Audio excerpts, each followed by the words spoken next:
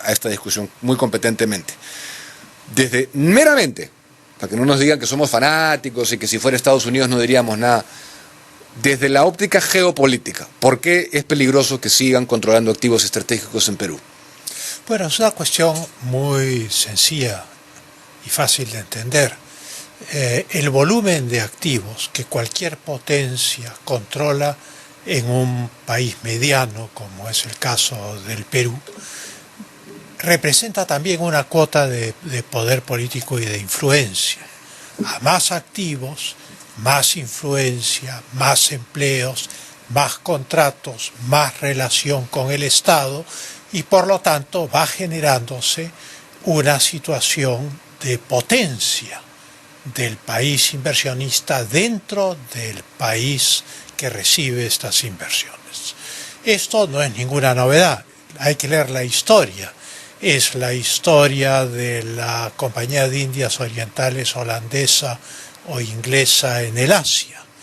Empiezan como puestos comerciales, luego pasan las décadas y aumenta su poder político y luego caen en la tentación de controlar políticamente a la India o a partes de la China o a Indonesia. Es un proceso histórico que no todo es calculado, no todo es decidido de antemano. En el caso de la China, su geopolítica esencial es comercial, es la doctrina y la práctica de lo que se llama el sistema de la franja y ruta.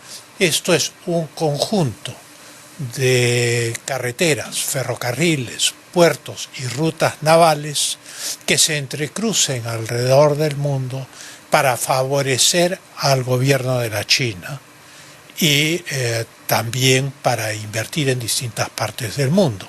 Por ejemplo, COSCO Shipping, que en el Perú tiene la parte mayoritaria del puerto de Chancay, controla 22 puertos en el mundo.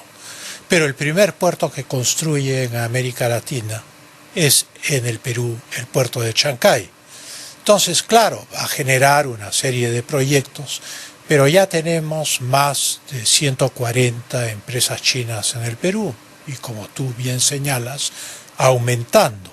No es que el gobierno chino desee proyectar su ideología al Perú. Lo que desea es proyectar su economía al Perú y proyectar su economía al mundo para convertirse en una potencia de gran calado. Hay que comprender que la China está en los BRICS junto con Rusia, junto con la India, que es competidora de la China en su espacio geopolítico, junto con Sudáfrica, en fin, ahora hasta Bolivia quiere acceder a los BRICS, que es la sustitución del dólar por una moneda controlada por esos países. La franja de la ruta y seda implica el control de puertos. COSCO Shipping controla 22 puertos alrededor del mundo. Puertos importantísimos, algunos de ellos como Rotterdam o Hamburgo, Singapur, pero no es dueño de los puertos. La empresa no es dueña de los puertos. Y entonces ese es el tema de fondo, que es que la expansión masiva del comercio genera una posición dominante en los mercados donde accede. Y entonces las empresas chinas, al acceder de manera masiva, por ejemplo, al África, terminan teniendo una posición dominante. Hoy 1.200 corporaciones chinas tienen una posición dominante en el África. Uno diría, bueno, ¿es esto una voluntad de la jerarquía del gobierno chino, del liderazgo del gobierno chino? En muchos casos sí hay proyecciones geopolíticas. Yo creo que tener un puerto importante en el Pacífico Sur, construido a un valor superior al juzgado razonable por otras empresas privadas, es una prioridad señalada por el liderazgo político chino, y voy a explicar por qué. Porque el presidente de un Estado totalitario, como es el caso de la China, Estado de partido único, Así es.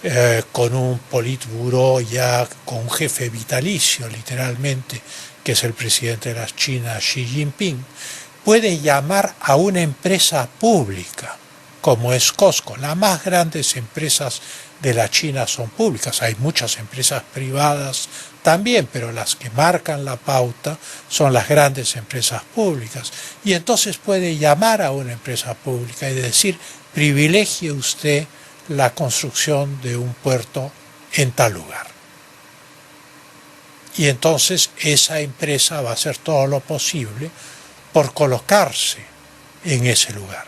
A diferencia de los gobiernos occidentales, el presidente de Francia, el presidente de los Estados Unidos, el presidente de Alemania, llama a una de sus empresas y le dice, colóquese usted en tal lugar del mundo.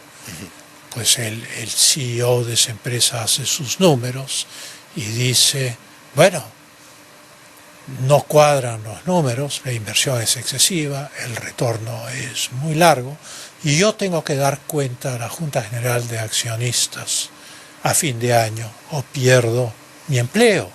Y entonces dice que no. Y no pasa nada.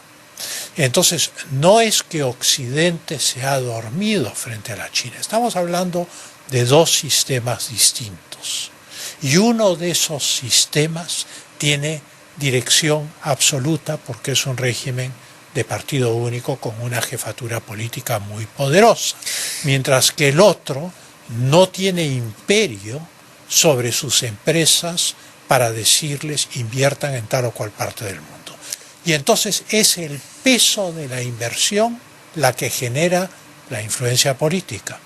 No es que van a imponer una ideología o la ideología de la China. A la China no le interesa imponer su ideología. A lo que le interesa a la China es entrar con mucha fuerza comercial y económicamente. Claro, controlan. Por supuesto. Hay un ejemplo, dos ejemplos interesantísimos. En África, pero hay un ejemplo en Asia, Sri Lanka. Uh-huh.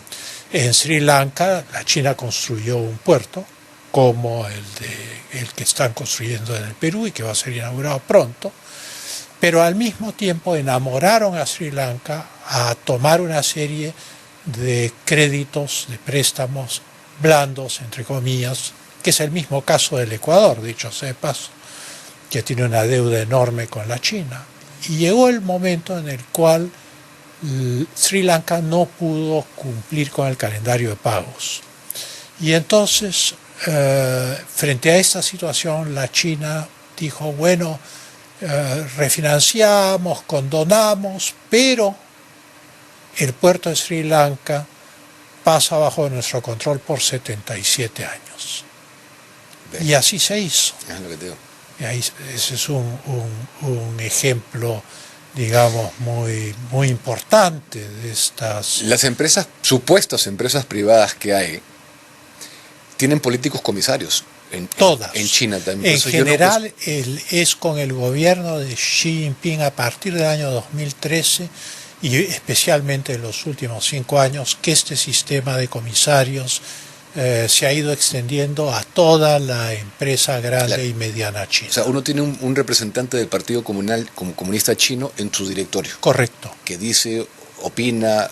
Además hay que comprender que el acceso al capital, una serie de factores, es muy difícil en la China si es que no hay una buena sinergia con el Partido Comunista Chino, porque es un régimen de partido único, no democrático, como se vio en la represión en la plaza de Tiananmen. Y Xi Jinping vio las cosas desde el punto de vista chino correctamente en 1978. Esto es, se dio cuenta que había que mantener al partido y liberalizar la economía. 1978. 10 años después, o antes, 1984, Gorbachev en Rusia, viendo la experiencia china, no la entendió y pensó que podía liberalizar la estructura política manteniendo el control socialista de la economía. Colapsó la Unión Soviética. Colapsó la Unión Soviética. Entonces son dos formas de abordar el problema. Para que esto funcione a la manera china, se necesita tener un control absoluto del Estado y liberalizar la economía. No, de acuerdo, pero para cerrar la idea de China y Perú, en este mundo tan complejo en el que vivimos, digamos que se desata un conflicto internacional de consideración, ¿no? Una tercera guerra mundial, así, y China ya controla lo que controla acá, tiene una estrategia en el Pacífico Sur que cambia todo el juego. Clarísimo. ¿No? ¿Por Taiwán o por lo que fuera? En el Indo-Pacífico en general, en el Indo-Pacífico se llama la estrategia del collar de perlas. La estrategia del collar de perlas es una sucesión de puertos desde China continental que da la vuelta a la India y llega hasta la isla de Cocos, frente a Myanmar, que es una base naval china, y de ahí entra al Mar Rojo y termina en el Pireo. Digamos, los desarrollos geopolíticos no son inventados de una sola vez desde cero. Primero era la ruta de la seda y el tema del mar del sur de la China para tener acceso a las aguas oceánicas, porque la China está dentro de una estructura archipelágica, está el estrecho de Taiwán, en fin, hay una serie de estrechos. La importancia estratégica de Taiwán, más que la isla misma, es el libre acceso al Indo-Pacífico, ¿no? Y entonces ese es el tema central. Hay una estrategia que primero es la estrategia del collar de perlas, luego se convierte en la ruta de la seda, que es enormemente interesante, que es proyectarse hacia Europa y de Europa hacia los Estados Unidos, y luego se convierte en la franja y ruta, esto es, en un esquema global. Y esa es la situación en la cual estamos ahora. Por eso es que los Estados Unidos de América y Gran Bretaña convencen a Australia, que no está en la OTAN, sino que está dentro del sistema de colaboración militar del Reino Unido y de los Estados Unidos, de romper su contrato para la compra de submarinos a Francia y rompen el contrato para furia de los franceses, porque evidentemente es una pérdida económica enorme, y deciden construir 9 submarinos en Australia atómicos. Y la tecnología para los reactores nucleares de esos submarinos la proporciona los Estados Unidos de América. Esto no tiene precedentes, ¿no? Y entonces el tener 9 submarinos atómicos para Australia es para el control del Pacífico Sur. El puerto más al norte de Australia es Darwin. Darwin no está a la altura del Callao, Darwin está a la altura de Hilo, está bien al sur, pero tiene acceso directo a lo que podríamos llamar la parte blanda inferior del Indo-Pacífico y del Pacífico Norte. Toda la estrategia norteamericana marítima en este momento se desarrolla alrededor de un concepto desarrollado durante el gobierno de Obama que se llama el pivote del Asia.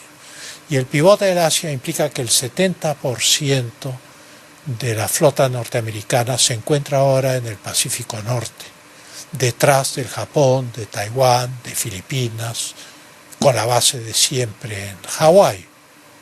Entonces, eso muestra el juego estratégico y cómo el escenario de un posible conflicto naval en el futuro, en caso de producirse un conflicto por Taiwán, se desarrollaría no solo allá arriba en Taiwán, sino en todo el Pacífico. Pero es bien importante lo que acabas de mencionar hace un momento. Yo quiero que la gente lo entienda. O sea, que es una estrategia importante para China el tener cercanías en donde puedan anclar, cargar, descargar cosas, y esa podría ser una función perfectamente de puerto de Chancay ante un conflicto. Bueno, es un puerto muy profundo que recibe los Super Panamax, los buques de última generación de transporte de containers, que son gigantescos. Sí. Pero ¿qué postura debería asumir, en tu opinión? Y con esto quiero cambiar el tema, pero ¿qué postura debería asumir el Estado peruano? Yo creo que el Estado peruano debería buscar garantías para que no haya sospecha de que el puerto pueda tener un uso militar y que sea únicamente un puerto comercial. Más que eso no puede hacerse porque los contratos son válidos y legítimos, el puerto ya está construido, va a haber la cumbre de APEC, viene el presidente chino a inaugurarlo en noviembre. Pero hidroeléctricas, el control de la luz, tienen toda la bahía de Marcona, tienen dos, van a tener dos puertos ahí. ¿No se puede hacer un freno y que Proinversión vaya a buscar capital de otro lado? El Perú es soberano en su territorio y es internacionalmente independiente. Hay una novela de un autor alemán en los años 70, Ernest Junger escribió una novela, creo que el 72, que se llama Eumesville. Es una ucronía en un mundo futuro en el cual el gobierno de un estado tiene que equilibrar sus políticas entre el can amarillo y el can azul. A buen entendedor, pocas palabras. Este autor también previó el Internet, YouTube, etcétera, al cual llamaba el Luminor en 1972, y previó los celulares, también a los cuales llamó fonóforos en esa novela. Pero es enormemente interesante. Pero el punto central es que la política de ese Estado minúsculo consiste en equilibrar fuerzas entre las potencias y saber qué darle a cada una de ellas. Sí. Ahora, cambiando de tema, Pancho, recientemente